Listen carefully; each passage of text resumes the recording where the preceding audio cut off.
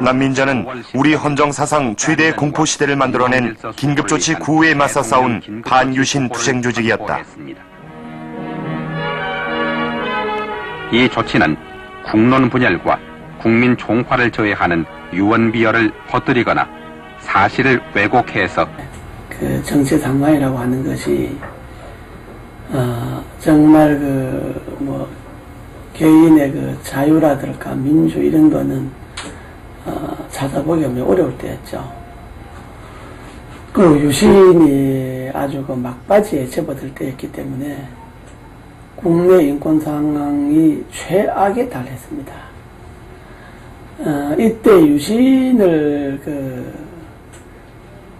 답하지 않고는, 유신 독재를 청산하지 않고는 개인의 자유와 권리가 보장될 수 없는 그런 상황이다. 유신 말기에 내려진 긴급조치 구호는 국민의 존엄한 권리와 자유를 일방적으로 제약하는 초헌법적 조치였다. 유신에 대해선 어떤 말도 할 수 없었다. 영화 바보들의 행진도 상영이 금지됐다. 통제와 금지 속의 대학 생활을 보내던 당시 젊은이들의 모습을 사실적으로 그려낸 게 이유였다. 영화의 주제곡으로 불려진 고래 사냥 역시 불신감을 조장한다는 이유로 금지당했다.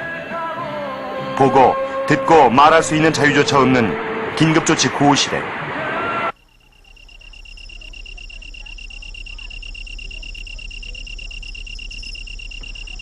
유신의 폭정을 알리는 유인물 제작은 목숨을 담보로 한 투쟁이었다.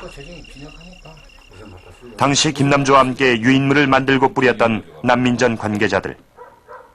주인을 훌쩍 넘긴 나이가 됐지만 그때의 공포를 생생하게 기억하고 있다. 그 김남주 선배와 함께 한조가 됐어요. 문을 밀고 들어가는데 금방 누가 덮칠 것 같은 거예요. 나는 못 들어가겠더라고. 발이 떨어지지 않아. 나는 거짓말 같은데 발이 딱 쇳덩어리로 고착된 것처럼 땅에 안 떨어지는 거예요. 근데 그 김남주 선배는 그냥 그때 오바를 입고 오바 속에다 시커먼 오바 있어요. 좀 추울 때였는데 넣고 이제 들어가는데 그냥 뚜벅뚜벅 들어가는 거야. 교정에는 아무도 없고.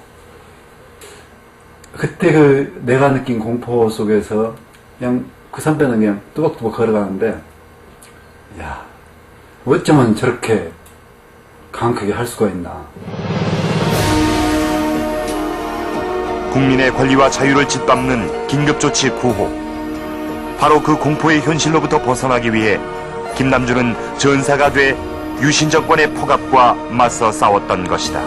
제가 보기에는 저도 그랬지만 그 양반도 사회과학을 열심히 공부해가지고 이념적으로 무장해서 자본주의를 무너뜨리고 사회주의가 돼야 된다. 저는 이런 사람은 그 당시 아니라고 봤습니다. 그러나 그 시대, 박정희 시대라는 것이 그 일반적인 평범한 사람도 조금만 생각했으면 정말 이런 세상에 있을 수가 있는가 하는 생각을 하던 시절이거든요. 더더구나 시인이라는 사람들은 감성이 예민한 사람들이잖아요. 그럴 때 자기 고통받는 가족과 민중들 생각하면 이건 참을 수 없는 거죠. 김남주 시인은 이른바 이 난민전 사건으로 전사라는 이름을 얻습니다. 물론 긴급조치 시대가 모든 시인을 전사로 만든 것은 아닙니다. 그때도 여전히 세상은 참 아름답다 이렇게 노래하는 시인도 있었고, 또 긴급조치를 피하기 위해서 자기 검열을 하면서 부드러운 언어를 골라 쓰는 그런 시인들도 있었습니다. 그렇지만 김남주의 양심은 그것을 허락하지 않았습니다.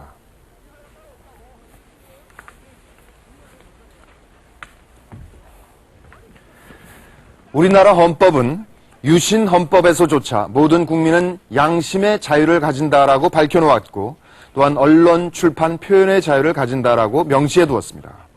그런데 이 모든 자유를 박탈한 것이 바로 긴급조치 구호였습니다. 그렇게 민주주의를 송두리째 부정하는 긴급조치의 부당함을 보면서 침묵할 것이냐 아니면 일어설 것이냐, 그것은 김남주 시인에게 결단의 문제였습니다. 시인이 되기 전 김남주에겐 청운의 꿈이 있었다. 해남에서 농사꾼의 아들로 나고 자란 김남주는 당시 호남 최고의 명문고라 불리던 광주 제1고등학교에 진학한다.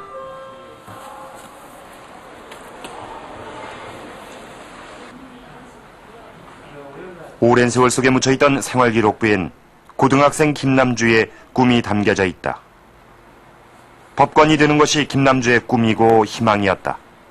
그 시절 그에게 법관은 국민의 권리와 자유를 지키고 보호해주는 사람들이었다.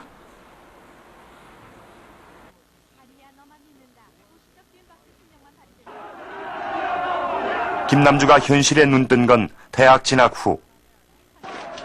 1969년은 박정희의 삼선개헌 시도로 휴교령이 떨어져 학교도 자유롭게 오고 할 수 없었다. 공부마저 할 수 없는 상황이었다. 국회는 삼선개헌안을 둘러싸고 여야가 팽팽하게 대립했다. 야당 의원들은 몸싸움을 벌이며 개헌안 통과를 저지했다. 그런데 69년 9월 14일 새벽, 박정희의 삼선개헌안은 야당 의원들을 따돌린 채 단 6분 만에 통과됐다.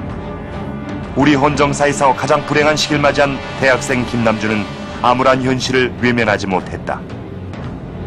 또 그때부터 이제 우리 집을 놀러 다니는 거예요. 그때 저는 이제 이미 대학원을 다 마쳐버렸고, 그래서 늘 고등학교 교사로 있을 그런 시절인데, 그때 이제 와서 뭐또 시국 이야기도 하고, 정말 문학 이야기도 하고, 뭐 철학 역사 뭐 이런 이야기를 하면서 이제 담선하면서, 사실 우리는 마음속에는 그냥 그 반정부적, 그 독재 정권에 대한 그 끝없는 그 참 한없는 분노를 느끼면서 서로 이심전심으로 어떻게 했으면 저 독재를 참 타도를까 하는 생각을 하지만은 우리 역량이 부족하고 잘못하다는 그것도 알려지면 또 괜히 우리가 타락만 받으니까 말도 못하는 그런 처지였는데, 거듭되는 휴교령으로 김남주는 강의실 밖에서 고민하는 시간이 늘어갔다. 그러던 1972년 10월 17일 김남주의 일생을 바꿔놓는 일이 일어났다. 그날도 휴교령으로 고향 해남에 내려와 있던 김남주는 놀라운 뉴스를 듣게 된다. 박정희 대통령은 1972년 10월 17일 저녁 7시를 기해 민족의 살기를 찾기 위한 특별선언을 발표하고 우리의 모든 제재에 유신적인 일대 개혁을 시작했습니다. 유신선언은 국민의 존엄한 권리와 자유를 제한할 수 있는 긴급조치권까지 손에 넣은 박정희의 조치였다. 김남주는 더 이상 참을 수 없었다. 대학생 김남주는 저항만이 인간으로서 자존심을 지킬 수 있다고 믿었다. 엄청난 충격을 느낀 거죠.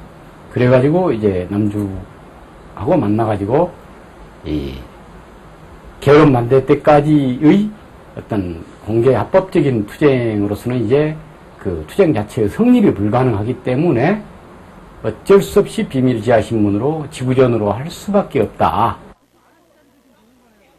그해 12월 김남주는 이강과 함께 헌정질서를 뒤흔든 유신의 반민주성을 알리는 지하신문을 제작해 뿌린다. 당시 전국 최초로 나온 반유신 지하신문 함성지가 바로 그것이었다. 비록 규모는 작지만 그 목소리는 거국적으로 울려야 한다는 뜻에서 붙인 이름이 함성이었다. 동학농민혁명, 가운데학생 독립운동 뭐 등 있잖아요. 이런 그 역사적인 유래를 그 상황과 대비해서 짤막짤막하게 그걸 쭉 역사해갖고 오늘날 4.19 다음에 이제 교련 반대까지 그 역사 과정을 얘기하면서 드디어 이제 민중이